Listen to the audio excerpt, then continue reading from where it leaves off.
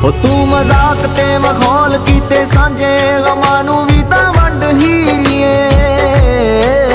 साडे हक तो ना रख सानू वांझे गमां दिलां दे पंड हीरीए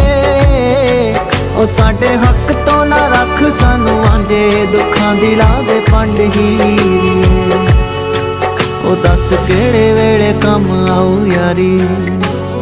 केड़े वेले कम आऊ यारी तू कली पार टोई ना